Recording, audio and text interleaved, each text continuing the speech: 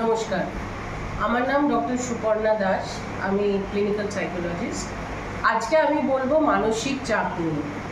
মানসিক চাপ একটা একটা ইন্টারনাল স্টেট, আমাদের মনের মধ্যে যেটা হয়, যেটা হতে পারে পরিবেশ থেকে আসতে পারে, কোনো সামাজিক কারণে আসতে পারে। এই যে এখন একটা সাইক্লোন চলছে, সেটাতে কিন্তু আমাদের কিছু না কিছুভাবে আমরা চাপ ফিল করছি দাদা। বা হঠাৎ যদি কোনো ভূমিকম্প হয়, কোনো পরিবেশে যদি কিছু হয়, সেটা থেকেও আমরা চাপ ফিল করি। বা আমার পার্সোনাল লাইফে যদি কিছু সমস্যা হয়, সেটা থেকেও আমরা চাপ ফিল করি। ধরুন, রাস্তায় যদি আমরা একটা অ্যাক্সিডেন্ট দেখি, সেটা তো আমি সরাসরি জড়িয়ে নেই, কিন্তু সে কারণেও কিন্তু আমরা সেটা দেখেও কিন্তু আমাদের হয়তো বুক ধড়ফড় করে, আমরা ফিজিক্যালি ডিস্টার্ব হয়ে যাই এবং মানসিকভাবে সাইকোলজিক্যালিও সেটা এফেক্ট করে। তার মানে চাপ এমন একটা জিনিস যেটা আমাদের ডেইলি লাইফে আমরা কিছু না কিছুভাবে চাপ অনুভব করি। এবং আমাদের ইম্পর্টেন্ট লাইফ স্ফিয়ার যেগুলো, যদি চাপ ক্রনিক হয়ে যায়, কন্টিনিউ করতে থাকে, সেটা আমাদের পার্সোনাল লাইফ, আমাদের সামাজিক লাইফ, আমাদের কর্মক্ষেত্র, আমাদের ফিজিক্যাল লাইফ, আমাদের সব কিছুভাবে আমরা ওতপ্রোতভাবে চাপের সঙ্গে জড়িয়ে থাকি। চাপের কারণে আমাদের অনেক ক্ষেত্রে দেখা যায় মেন্টাল সমস্যাও হয়, ফিজিক্যাল সমস্যাও হয়।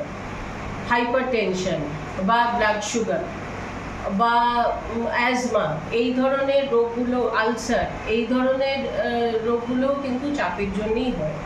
আর এছাড়া মানসিক সমস্যা তো কন্টিনিউ স্ট্রেসে ডেভেলপ করেই।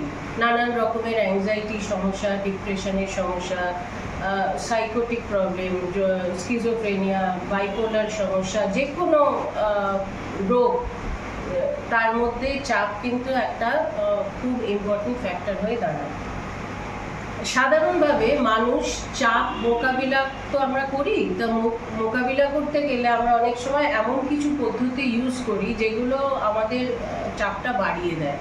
যেমন হয়তো চাপে কেউ বেশি স্মোকিং করতে শুরু করে, বা কেউ ড্রিঙ্কিং করে, কেউ ঘুমোয় না, বা কেউ কী করে, নিজেদের বিদ্রোহ করে নেয়, সবের থেকে গুটিয়ে রাখে, কারোর সঙ্গে কথা বলে না, কেন হচ্ছে, কি কারণে সে চাপ ফিল করছে সেটাও বলে না, নিজের মধ্যে নানান রকম ওভার থিঙ্কিং করতে থাকে, বা অনেক সময় মোবাইল নিয়ে সে বসে আছে।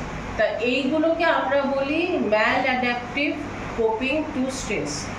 এটাতে স্ট্রেস তো কমেই না, উল্টে স্ট্রেস আরও বেড়ে যায়। এবং আবার যেটা আমি বলছি, আমাদের physical life, psychological life affected হয়। তা আমরা সাইকোলজিস্ট হিসেবে এই মানসিক চাপের ট্রিটমেন্ট করি, আমরা কাউন্সিলিং করি, বিভিন্ন ধরনের থেরাপি দিই, বাড়ির লোককে বোঝাই কি কারণে হচ্ছে, কি করে এই সমস্যাটার ব্যাখ্যা করি এবং এর বেরোনোর রাস্তাগুলোও বলি। এখানে লিটল হার্টে আমাদের একটা ইনডোর ইউনিট আছে, কারণ যে ক্ষেত্রে চাপ আনম্যানেজেবল হয়ে যায়, সেক্ষেত্রে সে এমন কিছু অস্বাভাবিক আচরণ করতে থাকে, বাড়ির লোক সামলাতে পারে না। সে হয়তো ভাঙচুর করতে থাকে, সে হয়তো নিজেকে ক্ষতি করতে আরম্ভ করে দেয়, বাড়ির লোকের সঙ্গে মানিয়ে চলতে পারে না, তার কর্মক্ষেত্রে নানান সমস্যা তৈরি হয়, তার মানে তার দৈনন্দিন জীবনটা ব্যাহত হয়। সেই কারণে সে যখন আনম্যানেজেবল হয়ে যায়, তখন তাকে ভর্তি করেই চিকিৎসা করতে হয়।